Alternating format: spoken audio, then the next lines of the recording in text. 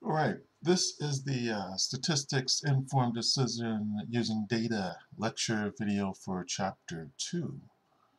We are omitting Section 2-3, but this lecture video will contain Sections 2.1, 2.2, and 2.4. So let's take a look at some of the learning objectives from Section 2.1. And this is where we're getting into organizing qualitative data. So depending on the kind of data that you have, that sort of dictates the type of ways that you can go about organizing them.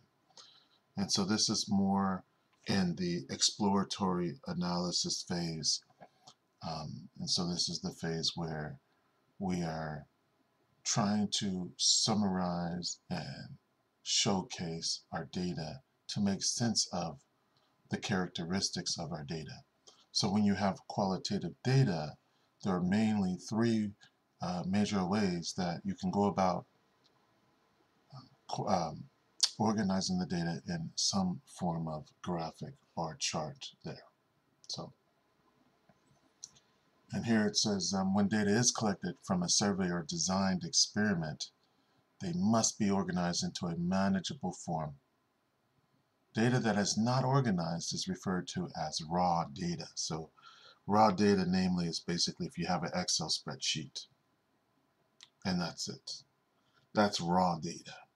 Or if you have a text file full of numbers and some, anything that has no charts and just summarizes the data in a table, that's all raw data. All right. So again, let's look at organizing qualitative data in tables. And this is the main way, the frequency distribution. This is our bread and butter. We do have to do this quite a lot. A frequency distribution lists each category of data and the number of occurrences for each category of data. So here is some data. Right now it looks like raw data, so it's just, it's just a bunch of unorganized data, and we have to make sense of this. So we have to organize this so that we can see what this data is trying to tell us. And basically, it's just from a physical therapist wants to determine the types of rehabilitation required by her patients. And so she obtains a simple random sample of 30 of her patients and records their body parts. Now, the job is to construct a frequency distribution of location of injury. So the first thing we do is list out all of the different body parts and we tally them up and how many times did it occur. There were 12 data values that had back, and after we tally it, we convert that into the frequency. And so now we have a frequency distribution table.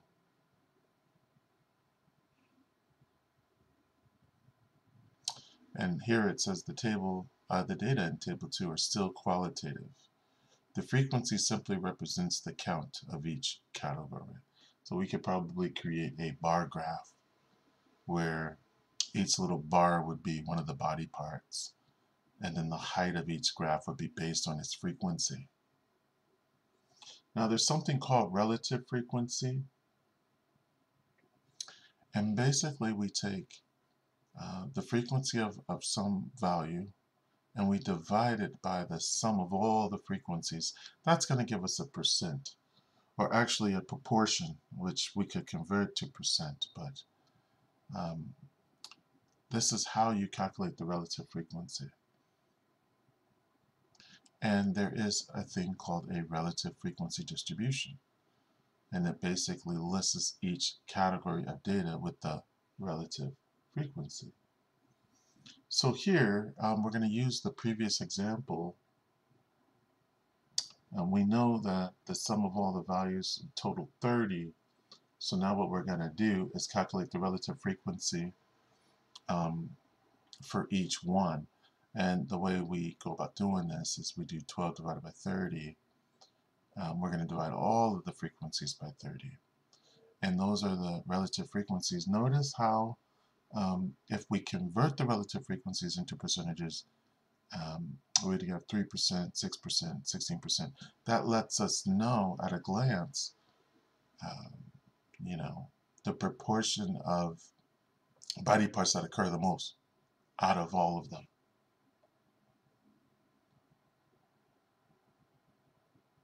So we can see the most common right away. It appears 40% of the time. So the next part is, how do you construct a bar graph? Okay, and so a bar graph is constructed by labeling each category of data. And sometimes it could be horizontal or vertical. There's different ways to list it out.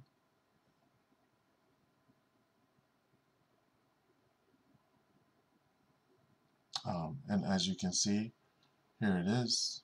We have it listed out by frequency, and we also have it listed out by relative frequency. Notice that the same shape is still there, whether we're doing it by frequency or by relative frequency. It's just that the scale has changed.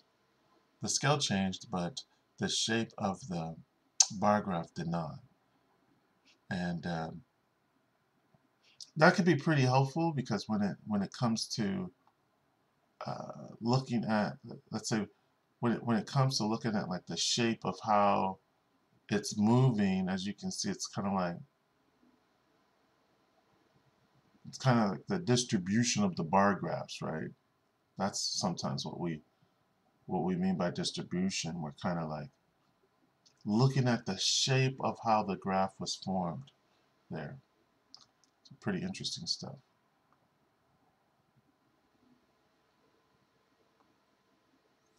All right.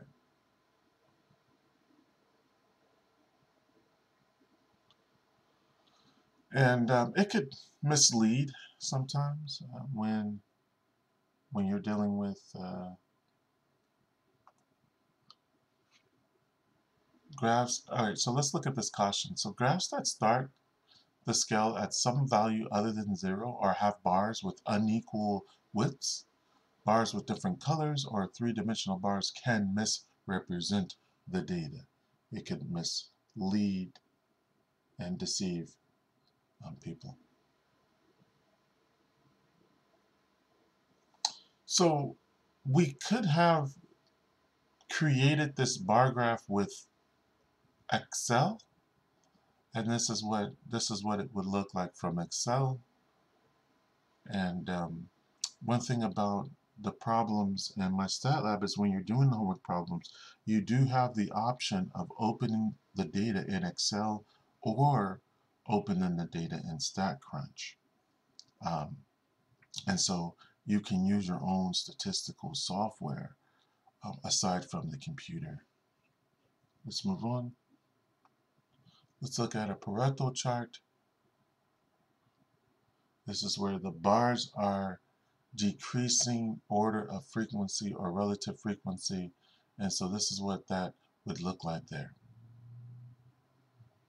This is very helpful when you are, again, summarizing the values. The same data, but we have organized it in a kind of a decreasing kind of fashion there. What about side-by-side bar graphs? Okay, so that when we have sort of two different sets of data and we want to compare like two different points in time, let's take a look at how that would look. We've calculated the relative frequencies of each one, so how many times it occurred divided by the total number of occurrences. And notice the color coordination, and we have this little legend there on the right that kind of shows what's happening. It's very nice and neat, and we're able to summarize the data very nicely.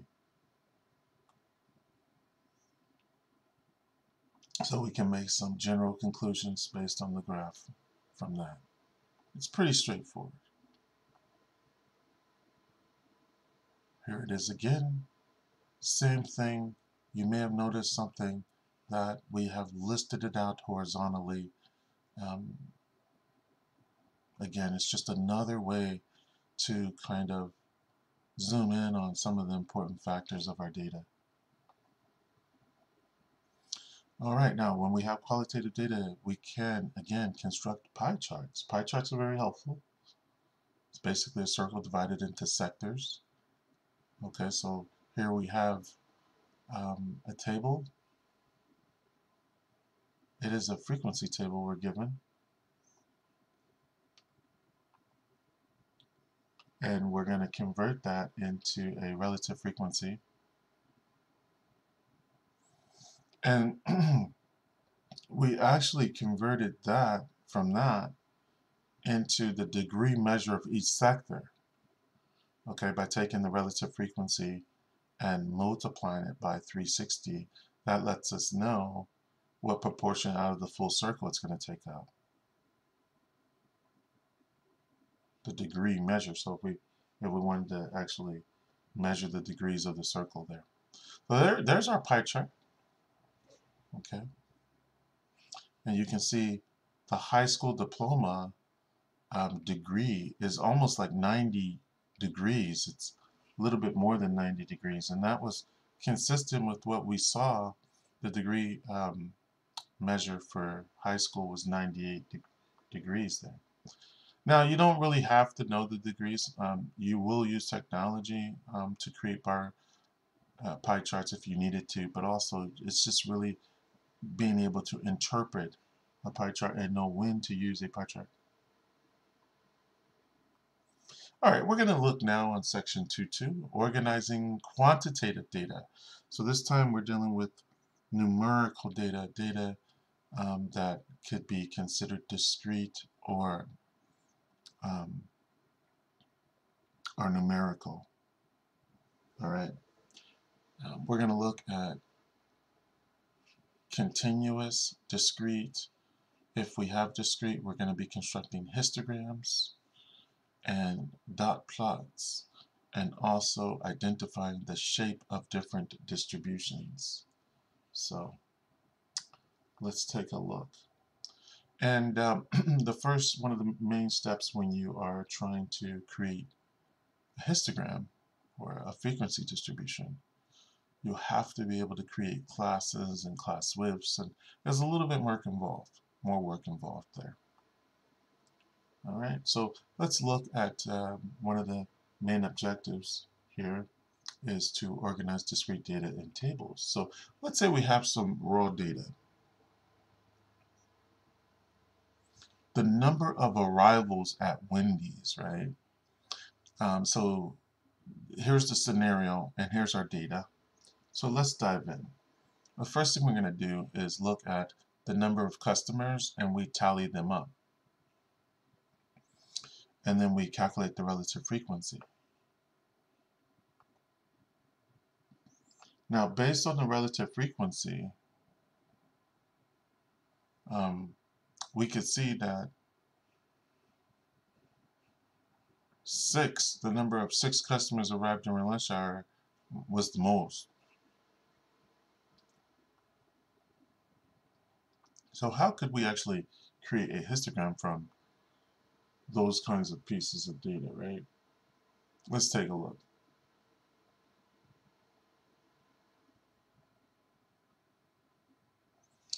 Now, we have each class is going to be the number of customers, and a histogram, the bars are very close to each other. And again, we have the relative frequency there.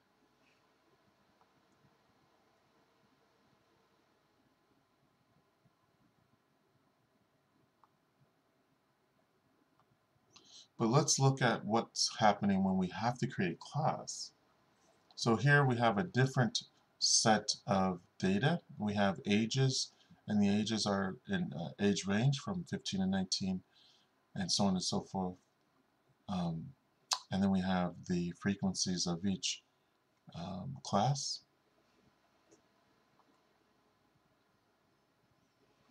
Now it looks like the lower class limit of a class is the smallest value within the class, while the upper class limit of the class is the largest value within the class. So out of the first class, 15 and 19, 15 is the lower class limit and 19 is the upper class limit. The class width is the difference between consecutive lower classes. So between 15 and 20 is 5. So the class width is 5. Let's move on. Sometimes the last class could be open-ended. It really just depends on how we've divided our classes up and how many classes we decided to create. So let's take a look at this raw data here. We have parking and camera violation fines, right? And this is data from New York City. It's an SRS of 50 parking and camera violations. These are the penalties. All right.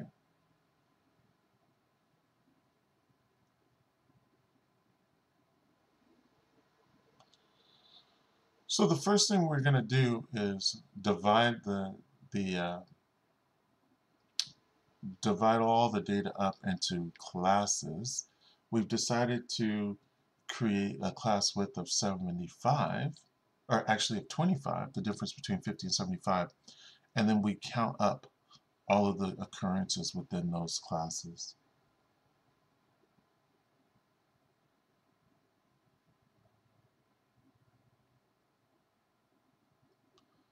All right.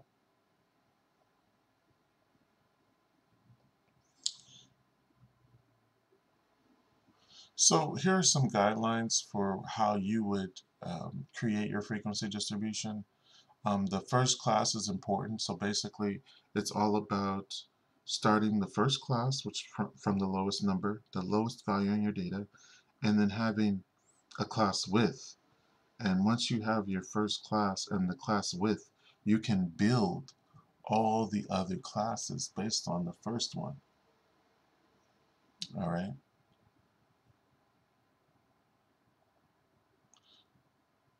So the way you want to do it, and it gets a little messy.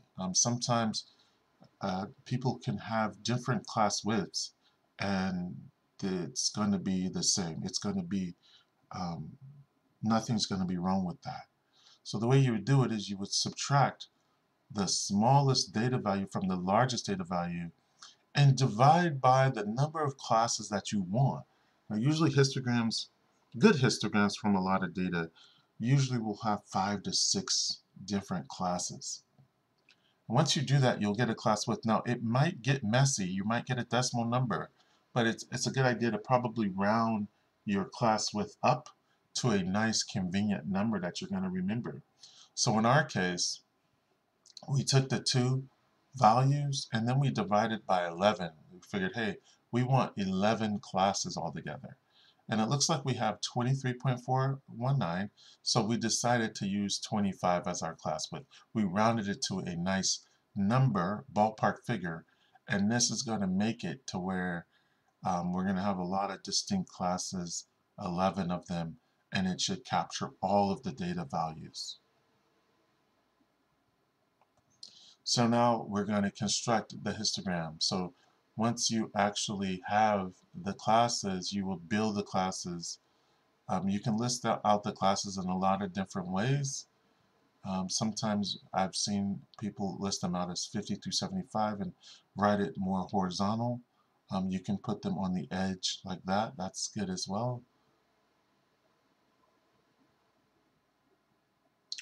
There is technology that will do this. Our graphing calculator can do this, but it might be more tedious. You're probably better off trying to use StatCrunch. StatCrunch would allow you to create this. We can probably try an example of how to do something like that as well. All right, let's look at now drawing dot plots. This is from Objective 5. And that's just simply a dot plot right there. This is what a dot plot would look like. Okay, so we have the number of customers. It's somewhat like a histogram actually, right? And kind of at the bottom you see like classes in a way. And then you just put the number of times it occurs, the frequencies the dots get stacked on. So at a glance, we can look at the distribution of how the data falls. We can also kind of look at the highest value as well. So that could be pretty helpful for a lot of reasons. All right. So objective 6 is identify the shape of distributions. Here is what we call a uniform distribution, right? It can happen. It just depends on the type of data that we're dealing with. Here is something called a bell-shaped distribution, and we call this the normal distribution as well, the normal bell-shaped distribution. It's symmetrical, and it has that bell-shaped pattern there, okay?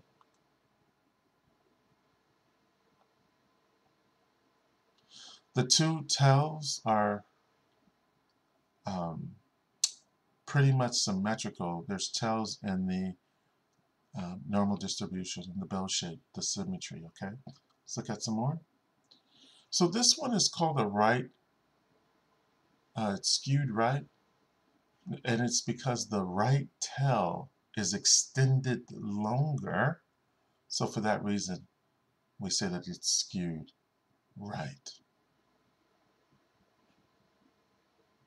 Left skewed, that's when the left tail is extended a lot longer.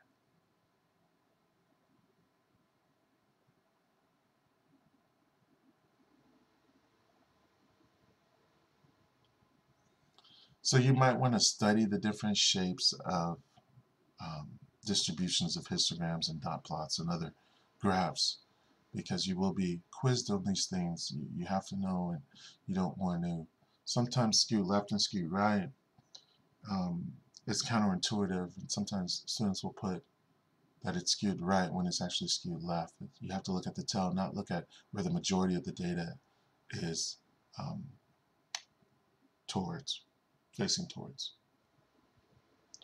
Okay, so we have section 2.4, and one of the main objectives is describe what can make a graph misleading or deceptive. So you want to be very vigilant as you look at statistical graphs and statistics in general, and you want to be able to weed out. You don't want to mislead or deceive in your own statistical reports.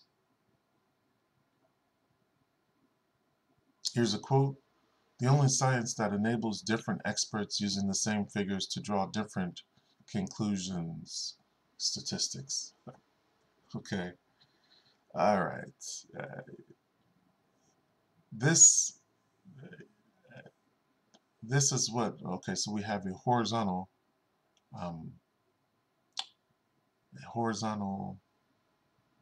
basically a bar chart, and it's based on percentages, or you know, some kind of it's like a relative frequency there. Now, if you had to explain what's actually wrong with this, what would you say?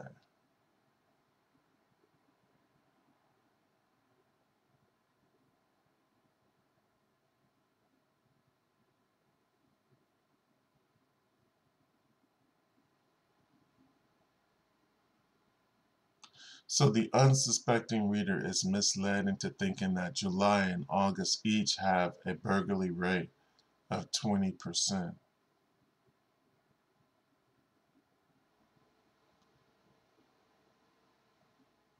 And it's more of a combined.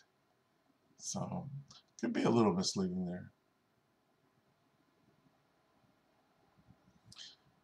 Here would be the actual burglaries in Minneapolis. Okay, so there was a big difference there. Here's another one. Notice how we're starting at 36. You see that? That tax rate? Looks like a huge difference, doesn't it? But now if we were to put the actual values from 0, okay, doesn't look that bad anymore, does it?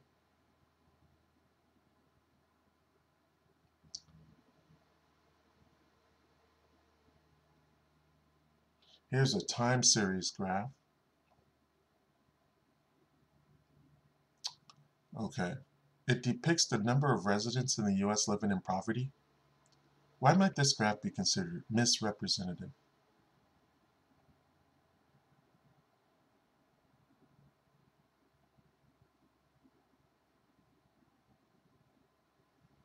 So here the graph may mislead readers to believe that the number in poverty has more than doubled from '07 to 2014 because the bar for 2014 is more than twice the length of the bar from '07. Notice that the vertical axis begins at 30,000 instead of 0.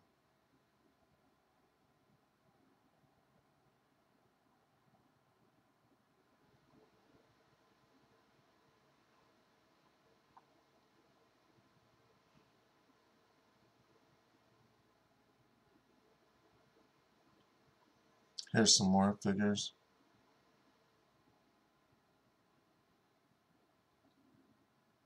There we are. Yeah, I mean, there's graphs that represent so many different things. You can be creative as long as you're consistent and things are proportional.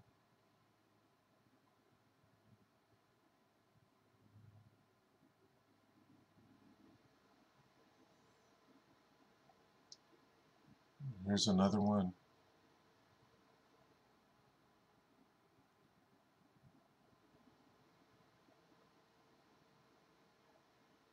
So the three-dimensional pie chart overstated the significance of categories closer to the reader.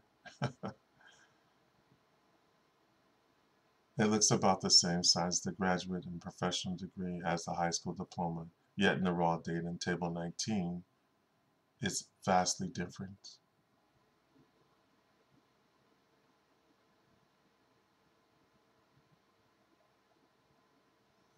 So they say stick to the two-dimensional graphs with clear labels as shown in the figure here.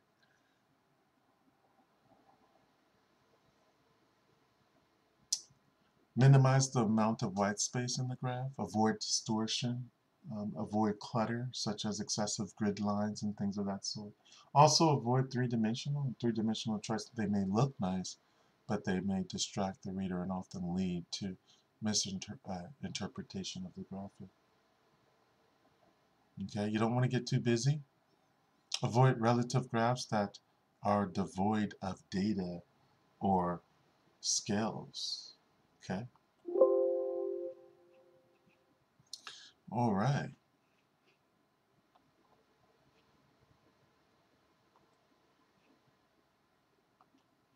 So now what we're going to do is let's take a look at some of the practice problems from 2.1. Now, I actually did remove some questions from 2.1. From 2.1, I just felt that it was a little obsessive and painstaking, so we did remove some problems. Let's get this loaded.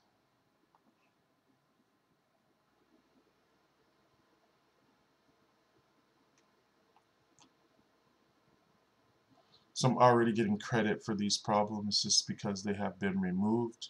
Let's take a look at question number 1.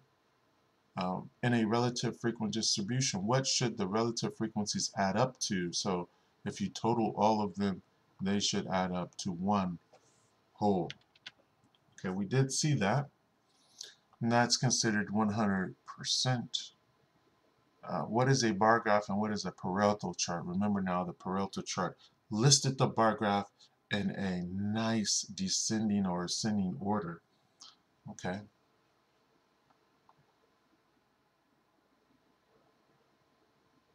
What is the most popular size?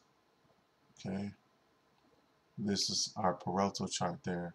The position with the most MVPs were what? Okay.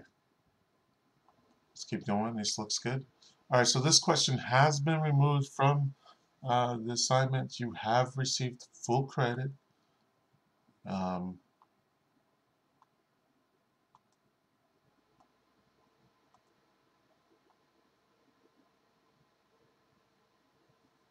so here is what we have here.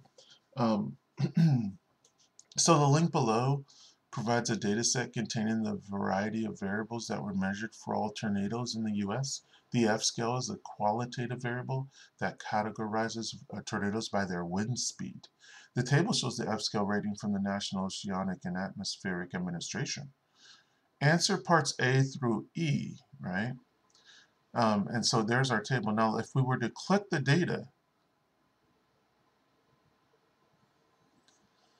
it has opened up in StatCrunch.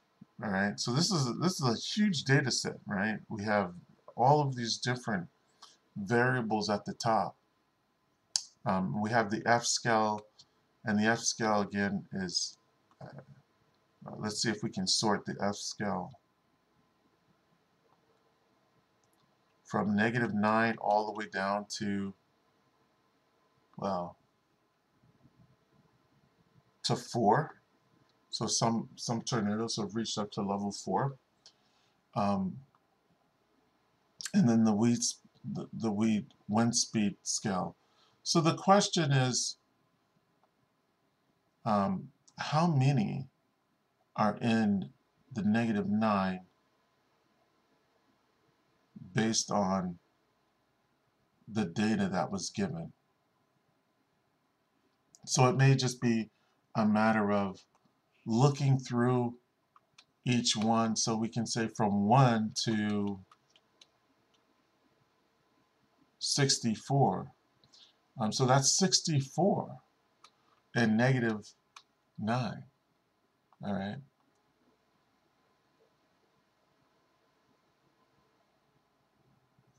Now, it probably would be nice to make a table or a graph or a bar graph or a bar plot with the data.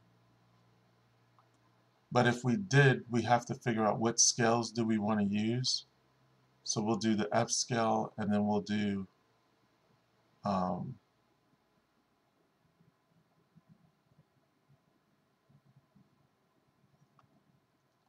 group by,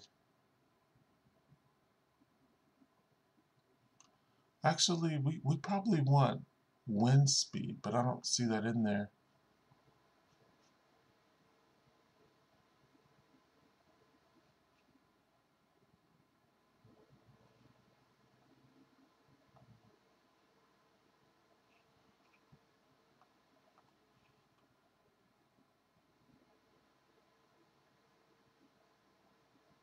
So let's go back to our, okay, so we're simply looking at the F scale only. So that's the only, that's it.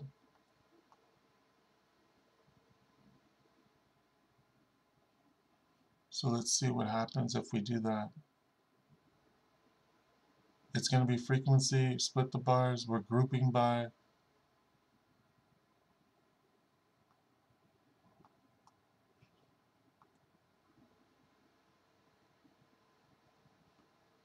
We're grouping by the F scale, but if we were to hover over the bars, it gives us a frequency, and that number can be used to plug it into our homework. Okay, and then you have to calculate the relative frequency by dividing by the total number, which is the sum of all the frequencies. So you would take the frequency in -9 and divide it by the sum of all the frequencies. All right. Now, the problems that were removed were just like this one, but worse. So I figured, oh, you could do this one, and that will be good for you. You can always click on more practice if you need to, or more help as well. There may be videos on how to do this as well. So you do have resources. So let's move on. Let's look at a couple more questions from this.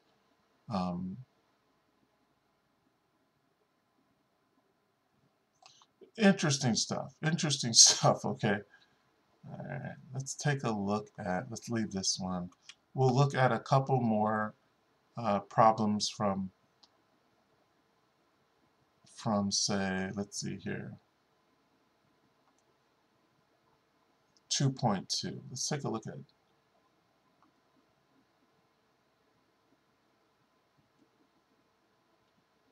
There were only 2 questions that were removed from 2.2. Oh, you have 18 questions there. Now, again, look at that right tail. That right tail is longer than the left, so it's skewed right. That's the choice I'm going to choose.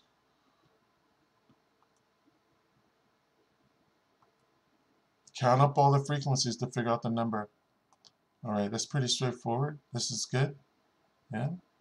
All right, and if we click in here, we get the data. We can open it in StatCrunch. We can open it in a clipboard, which then we can then use our own statistical software, or you can open it up in Excel. I'm going to open this up in Excel. There's my data. All right. So it was actually the same thing that was this. So now the question is, what is the relative frequency? Well, it's going to be 17 over the sum of all of them. Okay, so I just simply have to add them all up.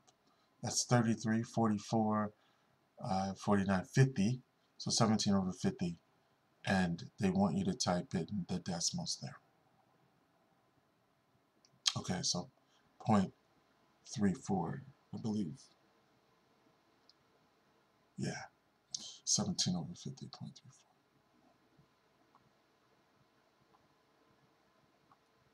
There, okay, so you're getting practice and creating frequency distribution tables and things of this sort. Here's your raw data. Okay, again, you can open the data up in different formats if you needed to do certain things with the data. But from here, you might want to just start to tally up the data yourselves in a notebook of some sort if you don't want to work. And then the question is, are they discrete or continuous? So that clearly looks discrete.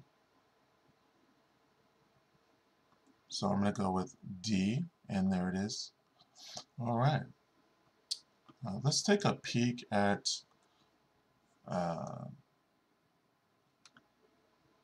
the assignment for 2.4.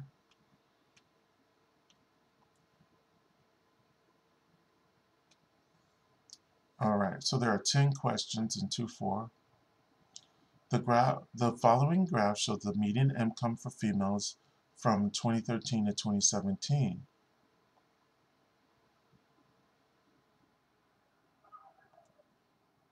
How is the bar graph misleading? What does the graph seem to convey?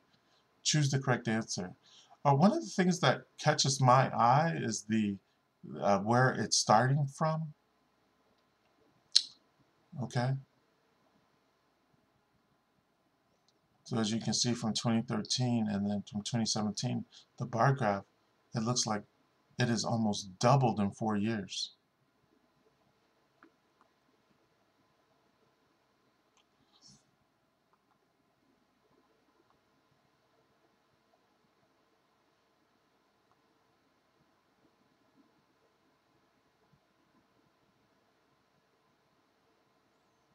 Okay.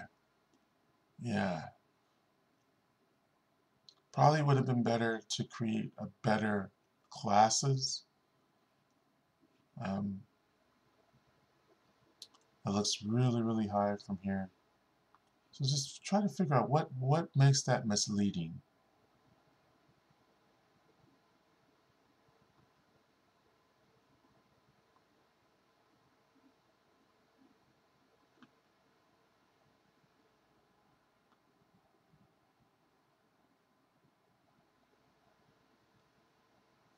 So choose a time series from the data here. And you may be able to create your own time series plot that was from StatCrunch maybe. And then it's just a matter of looking to see which one does your time series matches with theirs. You see the years are going from 08 to 2014. We have percent cost. So you have to make a decision on which one you want to, what 2 variables are you going to use for your plot there. Okay.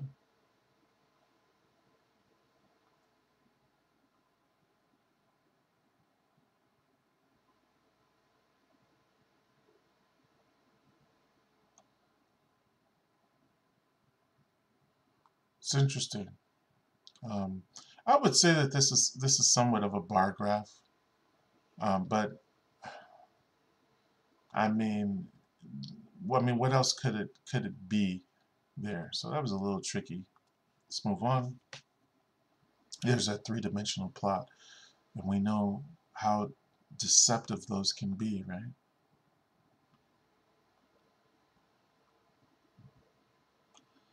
All right, so we are going to wrap this lecture video up right here. Hopefully this was helpful. Let me know if you have any questions on chapter 2, and I'll talk to you soon. Bye-bye.